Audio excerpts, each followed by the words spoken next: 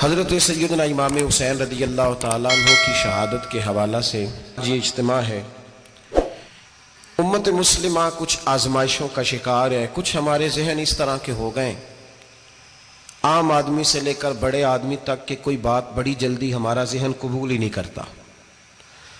کسی دوسرے کی طرف جانا یا کوئی اور بات کرنا یہ تو بڑی لمبی بات ہے، عام جو سادی باتیں ہیں وہ بھی ہمارے ذہن مشکل سے قبول کرتے ہیں، چونکہ شکوک اتنے ڈال دیے گئے ہیں، شک اتنا پیدا کر دیا گیا ہے، تفریق اتنی ہے، بدگمانی اتنی ہے، بری سوچ اتنی زیادہ ہے، بڑی مشکل ہے لوگوں کا کچھ چیزوں کو قبول کرنا۔ ہم لوگ جو ڈیوٹی کرتے رہتے ہیں تھوڑی تھوڑی، تو ہم اصل میں اذان دیتے ہیں، صرف اذان دیتے ہیں کہ چلو بتا دیں لوگوں کو کہ نماز کا وقت ہو گیا ہے، باقی اس سے زیادہ ہم اپنی حیثیت نہیں سمجھتے۔ اذان دینا ذمہ داری ہے، تو اللہ تعالیٰ جب تک موقع دے گا اذان ہوتی رہے گی۔ کچھ لوگ صحابہ کے بارے میں کمزور جملے بولتے ہیں، غلط باتیں کرتے ہیں، کچھ اہل بیت نبوت کے بارے میں غلط باتیں کرتے ہیں، یہ صرف سنی ہے جو حق چار یار کا نعرہ بھی کھل کے لگاتا ہے، اور یہ نعرہ حیدری یا علی بھی کھل کے لگاتا ہے۔ یہ اللہ نے صرف ہمیں مقام، وہ الگ بات ہے کہ ہم لوگ سننے کو تیار نہیں، سمجھنے کو تیار نہیں کہ اللہ نے ہمیں مرتبہ کتنا عطا فرمایا ہے۔ یہ صرف ہماری امام حسین کی شہادت کا کچھ تھوڑا سا پس منظر۔ شہادت ہمارے ہاں بیان ہوتی ہے اس انداز میں کہ لگتا ہے کہ کسی مظلوم بندے کو کسی نے پکڑا ہوا تھا تو وہ سارے اسے مار رہے تھے اور وہ منتیں کر رہا تھا کہ مجھے نہ مارو، اتنی ہائے ہائے کی جاتی ہے کہ محسوس ہوتا ہے کہ امام علی مقام بڑے پریشان تھے کہ کسی طریقے سے، اور ان کا خاندان بڑا تکلیف میں تھا کہ جلدی کہیں کربلا سے نکل جائیں۔ حالانکہ اس دھرتی پہ، اس کائنات پہ صبر، شجاعت، استقامت اور حوصلہ جس سے کائنات سیکھے گی وہ صرف امام حسین ہی ہے۔ اتنے بڑے صابر آدمی کے بارے میں اس طرح کا رویہ اختیار کرنا کہ وہ تو گویا اس طرح کر رہے تھے کہ بس کسی طریقے سے میری تو یہ امام حسین کی مظلومیت سنا کے لوگوں کو اس طرح کا کر دیا جاتا ہے، یہ انداز بتایا جاتا ہے کہ شاید واقعہ کربلا رونے دھونے کا نام ہے، حالانکہ بات یہ نہیں ہے۔ یزید کی لشکر جو امام حسین کے مقابلے میں آیا، امام حسین کے لشکر کی تعداد 72 تھی، تو یزید نے 22,000 آدمی، مجھے بتائیے 72 کا 22,000 سے کو مقابلہ ہوتا ہے؟ بولیے۔ عمر بن سعد نے پھر عبید اللہ ابن زیاد کو لکھا کہ 22,000 بندے تھوڑے ہیں، کچھ بندے زیادہ بھیج۔ تو عمر بن سعد کو عبید اللہ ابن زیاد کہنے لگے کہ تو پاگل تو نہیں ہو گیا، 72 کے لشکر کا 22,000 بھیجا، اور کتنا بھیجوں؟ تو اس نے کہا تمہیں یہ نہیں پتا یہ لوگ کون ہیں؟ یہ مولا علی شیر خدا کی اولاد ہے، ان میں ایک ایک شخص ایسا ہے جو 1,000 کے مقابلے میں لڑنا جانتا ہے۔ تو یہاں کمزوری دکھائی جاتی ہے، ہمارے بچے سمجھنے لگے ہیں کہ یہ شاید کوئی ایسی داستان ہے، اور اس طرح کا ماحول ٹی وی پہ میں دیکھ رہا تھا، اس طرح کا ماحول بنایا جاتا ہے جیسے کوئی خوف ہے، یعنی واقع کربلا کوئی ایسا واقعہ جسے دیکھ کے خوف طاری ہو جائے، بچے راتوں کو ڈرے، وہ اکیلے درخت دکھائے جا رہے ہیں اور تیر دکھائے جا رہے ہیں۔ او یار کیا قوم کی تربیت کر رہے ہیں؟ واقعہ کربلا حوصلے کا نام ہے، دلیری کا نام ہے۔ سنیں بات اصل میں کیا تھی، بڑے ٹھنڈے دماغ سے میری بات کو سمجھیے گا۔ حضرت مولا علی شیر خدا کے بعد مسلمانوں کے متفقہ امیر بنے تھے حضرت امیر معاویہ۔ انہیں امیر کس نے بنایا تھا؟ امام حسن نے، حضرت علی کے بڑے صاحبزادے۔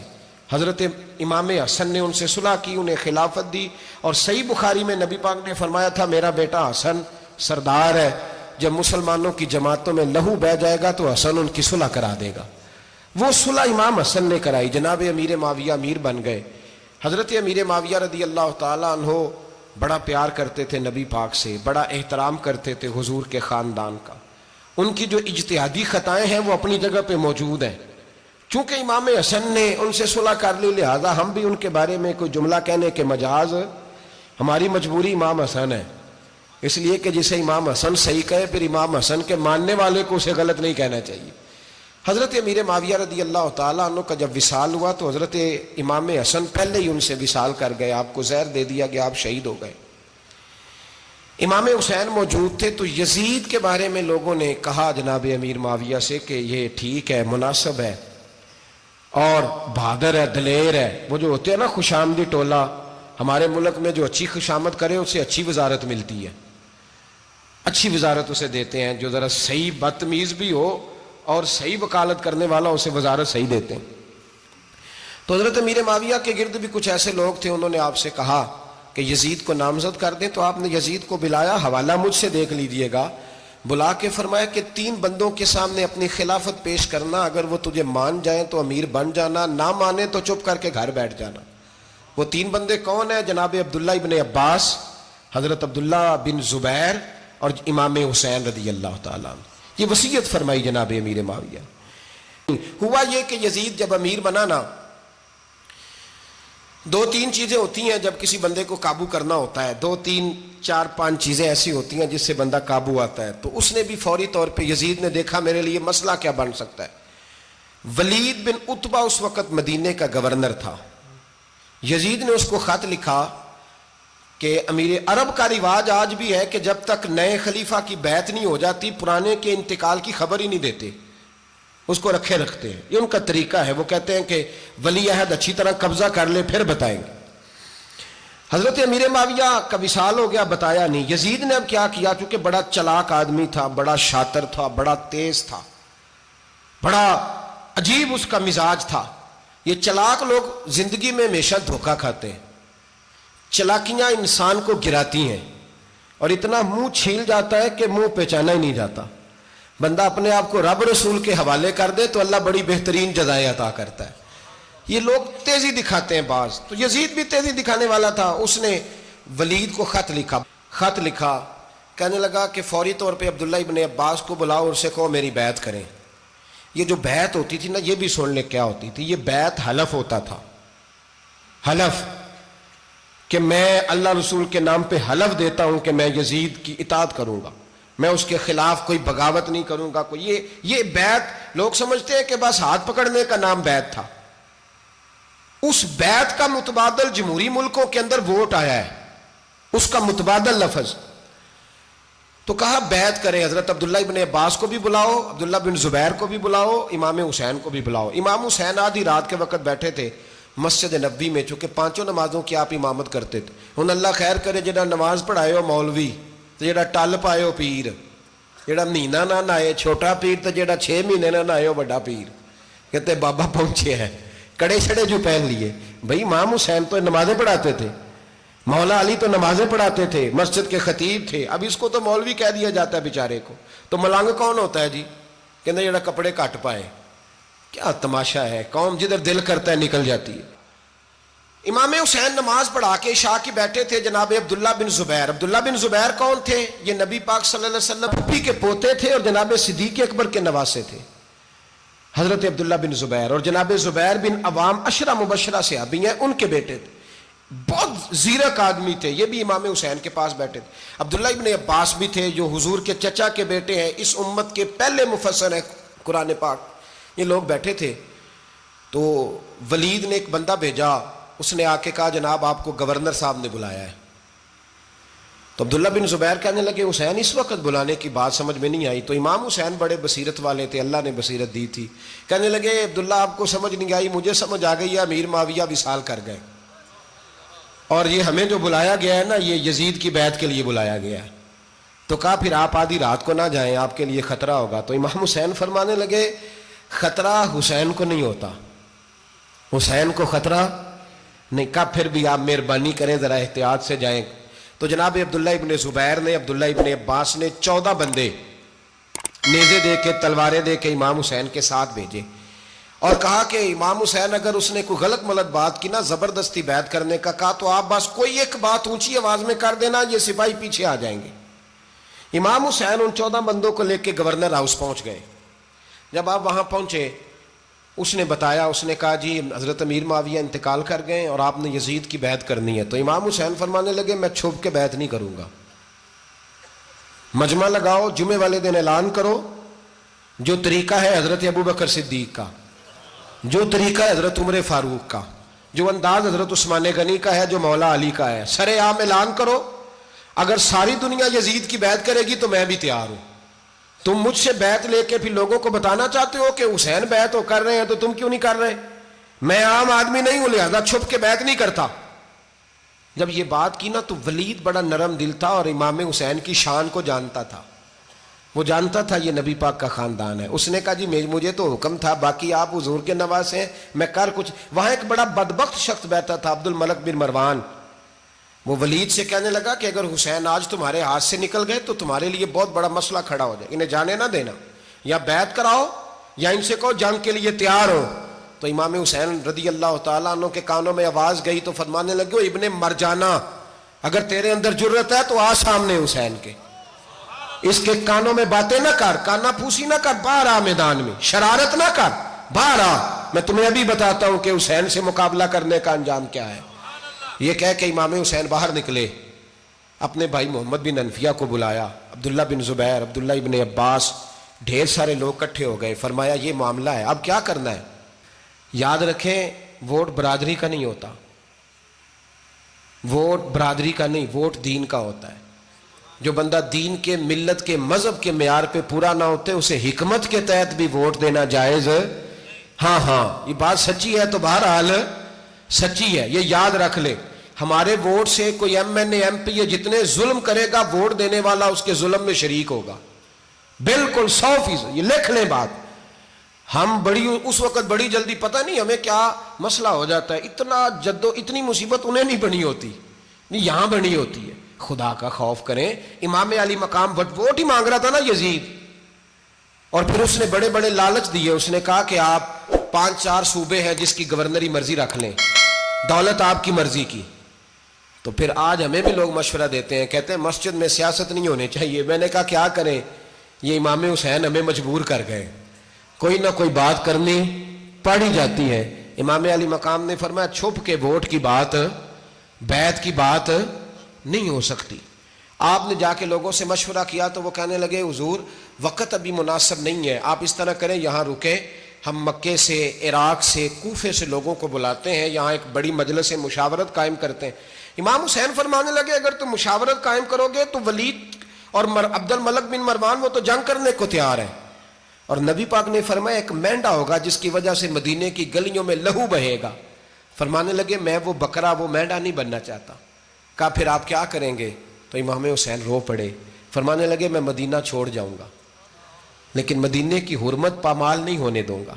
امام علی مقام آدھی رات کے وقت نکلے. سیدہ فاطمہ کا دروازہ ایک اس دن تھا جس دن حضرت مولا علی کوفے چلے گئے تھے، اور دوبارہ آج تالا لگا جب امام حسین نکلے. آپ جنت البقیع کے پیچھے کھڑے ہو کے حضور کا روضہ دیکھنے لگے. اس وقت گنبد تو نہیں ہوتا تھا، روضہ دیکھنے لگے. نانا تیرے کرم کے خزینے کی خیر ہو، میں جا رہا ہوں تیرے مدینے کی خیر ہو. سارا خاندان لے گئے، مکے تشریف لے گئے. حج کے ایام قریب آنے والے تھے. امام حسین نے وہاں لوگوں سے باتیں کی. جب امام حسین وہاں سے پہنچے تو کوفے سے خط آنے لگے. کوفہ حضرت علی کا دارالخلافہ تھا، وہاں آپ کے محبین، پیار کرنے والے ڈھیروں تھے. انہیں خط لکھے کہ حضور آپ چپ کر کے بیٹھے ہوئے ہیں اور ہمارے اوپر یزید مسلط ہو گیا ہے. آپ اگر میدان میں نہیں نکلیں گے، آپ نہیں آئیں گے تو ہم اللہ کی بارگاہ میں شکوہ کریں گے کہ کوئی ہماری کمان کرنے کو تیار ہی نہیں ہوا. اور وہ خط 1 2 3 نہیں آئے، وہ خط اتنے تھے کہ 3 بوریوں میں بھرے تھے امام حسین نے، 3 بوریوں میں. اب مجبوری ہو جاتی ہے، حق کے لیے کئی دفعہ بات کرنا مجبوری ہوتی ہے. اگر نہیں کرے گا تو پھر اس کو بھی قبر میں جواب دینا پڑے گا. امام علی مقام رضی اللہ تعالیٰ عنہ نے مکے میں اب لوگوں کو جمع کیا مشورے کے لیے. ہر بندے نے کہا حضور وہ بلا تو رہے ہیں پر اپنے وعدوں کے پکے. بڑے کم لوگ ہوتے ہیں، بڑے کم لوگ. جسے زندگی ہو پیاری وہ یہیں سے لوٹ جائے. میرے قافلے میں شامل کوئی کم ظرف نہیں ہے. بڑے کم لوگ ہوتے ہیں جو ارادوں کے، وعدوں کے، ہمیشہ ساتھ چلنے کے پکے ہوتے ہیں. ورنہ بڑے لوگوں کو گرمی لگنے لگتی ہے، بڑے لوگوں کی مشکلات آتی ہیں. بڑے لوگ ایسے ہوتے ہیں جن کی مجبوریاں بن جاتی. کہا حضور وہ پکے نہیں، آپ نہ جائیں. ہر بندے نے کہا حالات ٹھیک نہیں، حالات گراؤنڈ ریالٹی صحیح نہیں. یہی مشورہ آج بھی ہر بندہ دیتا ہے، ابھی حالات نہیں. اتنے خراب حالات کبھی نہیں ہوئے تھے جتنے امام حسین کے دور میں تھے. لیکن فرمایا میں دین کے خلاف غلط حکمران کو مسلط ہونے کی اجازت غلط حکمران کو مسلط ہونے کی اجازت مزاحمت کروں گا، مخالفت کروں گا۔ امام کہنے لگے کوئی بات نہیں، وہ میرے ساتھ چلے نہ چلے لیکن میں کوفے جاؤں گا، وہ لوگ میرے ساتھ کھڑا ہونے کو تیار ہیں تو وہ جھوٹ ہے یا سچ ہے پر میں چلوں گا۔ جب امام علی مقام نے اصرار فرمایا تو جو آپ کے قریبی صحابہ کرام کی اولادیں تھی ساری، یہ بھی اب بیماری ہے، کچھ لوگ کہتے ہیں جی صحابہ نہیں ساتھ چلے، تو میں کہتا ہوں اہل بیت نبوت کے تو کل افراد 21 تھے، تو 72 میں باقی اولادیں کس کی تھیں؟ وہ ساری صحابہ کی اولادیں تھیں، وہ سارے۔ پتہ نہیں کیوں اس طرح کا فلسفہ بیان کیا جاتا ہے جس میں حالات خراب ہو۔ حضرت سیدنا امام علی مقام کو جب بہت زیادہ کہا گیا نا تو امام حسین رضی اللہ تعالیٰ انہوں نے فرمایا چلو میں ایک کام کرتا ہوں، مسلم بن عقیل کو بھیجتا ہوں، حضرت علی کے بھتیجے ہیں، امام حسین رضی اللہ تعالیٰ عنہ کے چچا کے بیٹے ہیں، حضرت عقیل کے صاحبزادے مسلم بن عقیل بڑے سمجھدار آدمی تھے، معاملہ فہم تھے، بڑے جری تھے، اتنا زبردست مشورہ کم لوگ دیتے ہیں جتنا حضرت مسلم بن عقیل دیتے تھے۔ ان کو بھیجا گیا کوفے۔ اب اس میں بڑی تفصیل ہے، وہ اپنے 2 بچے بھی لے گئے۔ جب وہ کوفے پہنچے نا تو کوفے پر جناب نعمان بن بشیر کی حکومت تھی، آپ گورنر تھے اور اہل بیت سے بڑی عقیدت رکھنے والے، نرم رویہ۔ عبید اللہ ابن زیاد کوفے کا گورنر نہیں تھا، یہ کسی اور علاقے کا تھا۔ جب آپ وہاں پہنچے تو نعمان بن بشیر نے دیکھا کہ حضرت مسلم بن عقیل آئے ہیں تو لوگ دوڑے ان کی بیعت کرنے، بھاگے، اتنے لوگ جمع ہوئے کہ ایک دن میں 17,000 آدمی نے بیعت کر لی۔ تو تم پتہ ہے نا جڑا الیکشن لڑنا ہوتا ہے راتی جیت کے ہی سوندا ہے، وہ فاتح ہوتا ہے، ہر روز جیتتا ہے، پتہ اسی دن چلتا ہے جس دن الیکشن کا ریزلٹ اناؤنس ہوتا ہے۔ 17,000 آدمی ایک دن آیا۔ اب وہ جو امام مسلم بن عقیل کے وہاں نعرے لگانے والے تھے کہنے لگے حضور یہ پہلے دن کی کارکردگی ہے، 2-4 دن میں دیکھیے کیا ہوتا ہے۔ 2-4 دن میں کیا ہوا؟ 40,000 آدمی نے بیعت کر لی۔ اب وہ 40,000 بندہ تیار ہو گیا۔ ادھر سے جو یزید کے وفادار تھے انہوں نے خط لکھا یزید کو کہ تو نے بڑا نرم آدمی گورنر بنایا ہے اور 40,000 بندہ چلا گیا حسین کی طرف، اگر ایک دن مسلم بن عقیل اور رہے تو جو تمہارا گورنر بیٹھے ہیں نا جناب نعمان بن بشیر، ان کو گورنر ہاؤس سے نکال کے مسلم بن عقیل قبضہ کر لیں گے، تو چپ کر کے بیٹھا ہے۔ یزید بڑا تیز تھا، اس نے ایک آدمی گھوڑے پہ دوڑایا۔ عبید اللہ ابن زیاد ایک اور علاقے کا گورنر تھا پر بڑا ظالم سا بدماش تھا، بڑا سخت گیر آدمی تھا۔ اس کو کہا کہ تو پہلے ایک صوبے کا گورنر ہے، جا تجھے دوسرا صوبہ بھی دیا۔ اس طرح کار فوری طور پہ کوفے پہنچ اور جا کے مسلم بن عقیل کو گرفتار کر، جو آدمی ان کا ساتھ پھر بھی دے اسے قتل کر دے۔ اس نے کیا کیا؟ وہ آدھی رات کو آیا، منہ چھپایا، جبہ پہنا، لوگ سمجھے امام حسین آ گئے۔ بہت سارے لوگوں نے اس کے نعرے بھی لگائے۔ وہ چپکے سے داخل ہوا اندر، اور چپکے سے داخل ہو کے اس نے سب سے پہلا کام یہ کیا کہ نعمان بن بشیر رضی اللہ عنہ کو معزول کیا، کوفے کے گورنر ہاؤس پہ قبضہ کیا۔ پھر اس نے اسی وقت سوئے ہوئے سرکردہ لوگ، جس طرح ایک گاؤں کا چودھری دوسرے کا محلے میں قبیلوں کے جو لوگ تھے چودھریوں کو بلایا، کچھ کو سزائیں دیں، کچھ کو سخت کہا، کچھ کو ان کے عیب گنوائے کہ وہ تمہارا فلانا مسئلہ پھر خراب کر دوں گا، بلیک میل کیا۔ صبح ہونے تک حالات اگر تم نے میرے قابو میں نہ کیے تو یاد رکھنا بڑا مشکل ہوتا ہے حق پہ کھڑا ہونا، بڑی چیزیں لوگوں کو یاد آتی ہیں، اللہ جانتا ہے۔ پہلے کچھ ہوتا ہے، بعد میں معاملہ کچھ ہوتا ہے۔ حضرت مسلم بن عقیل کے ساتھ جس دن عبید اللہ ابن زیاد آیا 40,000 کا لشکر تھا۔ اگلے دن صبح ہوئی، اگلے دن تو یہ حال ہو گیا کہ آپ جب کوفے کی جامع مسجد میں ظہر کی نماز کے لیے گئے تو 5-7 ہزار آدمی نماز پڑھنے آیا، اور جب مغرب کا وقت آیا تو لوگوں نے چند ہزار لوگ رہ گئے، نماز کی نیت باندھی۔ ایک مسئلہ بھی سمجھ میں آئے گا، لوگوں نے نماز کی نیت باندھی تو حضرت مسلم بن عقیل امامت کر رہے ہیں، ہاتھ باندھے ہوئے ہیں، تو بہت سارے لوگوں نے پیچھے ہاتھ چھوڑ دیے۔ ایک بندے نے دوسرے سے پوچھا وہ ہاتھ کیوں نہیں باندھتے؟ کہنے لگے اگر عبید اللہ ابن زیاد کے کسی بندے نے دیکھ لیا نا تو ہم اسے کہیں گے ہم تو نماز پڑھ ہی نہیں رہے تھے، ویسے ہی کھڑے تھے، ہاتھ ہی نہیں باندھے سرے سے۔ جب نماز کی امامت باندھی تو 10-11 صفیں تھیں۔ جب مسلم بن عقیل رضی اللہ تعالیٰ عنہ نے سلام پھیرا تو پیچھے بندہ ہی کوئی نہیں تھا۔ حضرت مسلم بن عقیل کو گرفتار کیا گیا۔ عرب کا رواج تھا دشمن کو سخت سزا دیں تاکہ باعث عبرت بنے۔ بہت اونچا मीनार था कूफे का, गवर्नर हाउस का, ऊपर ले जाके जनाब मुस्लिम बिन अकील को ज़मीन पे गिराया गया। और जब वो शहीद हो गए तो शहीद होने से एक रात पहले वो ख़त लिख चुके थे इमाम हुसैन को कि आप आ जाएं, हालात बड़े अच्छे हैं। ख़त मिला तो इमाम हुसैन मक्के से कूफे की जानिब चल पड़े। इमाम अली मकाम रदी अल्लाह ताला अन्हु जब चल पड़े, तशरीफ़ ला रहे थे, तो रस्ते में फर्जक शायर मिला, बड़ा मुहिब्बे अहले बैत था। रस्ते में मुलाकात हुई।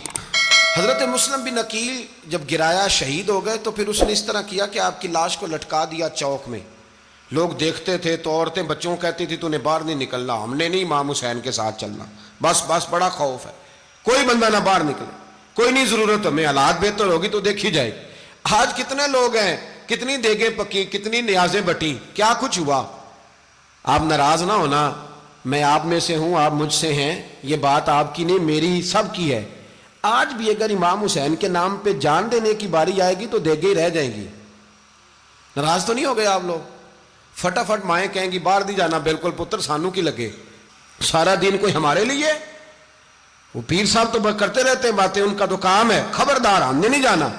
देगे देने को सारे तैयार हैं, जाने देने को तैयार होना। नाराज हो गए आप लोग?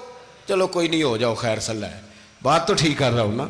हजरत इमाम हुसैन रदी अल्लाह ताला अन्हु ने फर्जक शायर रस्ते में मिला तो इमाम हुसैन को कहने लगा कहाँ जा रहे हैं? फरमाया मैं कूफे जा रहा हूं। कहने लगा हुजूर ना जाइएगा, लोगों के दिल आपके साथ हैं, तलवारें आपके साथ नहीं। हर बंदा नहीं कहता असी वैसे उंज ना उंज असी हिमायत फराडियां दी करन डे हैं, तो फिर छड़ दे क्यों नहीं हैं? उंज धोखेबाज ही, इन्हें कराया उंज कख नहीं, तो फिर छोड़ दो जान, तुम ही छोड़ दो। ये बंदा बात सही कर रहा है, बंदा वैसे ये बात सही कर रहा है, पर अजय हालात नहीं ठीक है दे आले, बंदे ठीक ने, पर क्या तमाशा है, कब तक ऐसा रहेगा कि कब तक ये बात चले। सैयदना इमाम हुसैन रदी अल्लाह ताला अन्हु को आके कहा हुजूर वो सारे कूफे वाले मानते हैं कि बात हुसैन की ठीक है, लेकिन आपकी सपोर्ट नहीं करेंगे। और अगली बात फर्जक ने यह की कि हुजूर मैं हज़रत मुस्लिम बिन अकील की लाश को लटकी हुई देख के आया हूँ कूफे के चौक में। बड़ा ही खूबसूरत फिक्रा है इमाम हुसैन का। फरमाने लगे मेरा भाई लटका हुआ था, कहीं किसी के आगे झुका तो नहीं था? लटका ही था ना, कहीं झुका तो नहीं किसी के आगे? कहा हुजूर नहीं। तो आप फरमाने लगे अगर मुस्लिम बिन अकील लटक गया तो हुसैन भी लटक जाएगा, लेकिन झुके। वो किसी शायर ने कहा था कि मरने के बाद मुझको 2 गज जमीन जो मिली, तो देखो बाद मरने के ही हम जागीरदार हो गए। तो असल तो जागीर वही है और तय है। इतना मर्जी एसी लगा के कमरा ठंडा कर लें, टाइल पत्थर लगा के उसको आप साफ सुथरा कर लें, और आप उठने की भी तकलीफ ना करें, रिमोट कंट्रोल के साथ हर चीज अपने कमरे की आप कंट्रोल कर लें, पूरा हवादार कर लें, लेकिन आप बचेंगे तब ना जब कब्र जन्नत के बागों में से बाग बनेगी। अगर वो जन्नत के बागों में से बाग नहीं बनती तो फिर फायदा नहीं है। कि हुजूर ने फरमाया जब मैयत को दफन करके फारिग हो जाओ तो उसकी कब्र पर खड़े रहो। खुद हुजूर भी कब्र पर खड़े रहते दफन करने के बाद, और फरमाते इसके साबित कदम रहने की दुआ करो, इसलिए कि अब इससे सवाल जवाब होंगे, अब फरिश्ते इसकी कब्र में आएंगे, अब इससे पूछेंगे, अब इसके साथ वो इम्तिहान होगा, तो इसके लिए दुआ करो। कल तक जो कहते थे ना तेरे लिए जिएंगे तेरे लिए मरेंगे, सारी उम्र ही आटा गुद्दा है, लखा कीते नहीं पेड़े, अब वक्त आया इते मोहम्मद बख्शा कोई नहीं हो बैठा।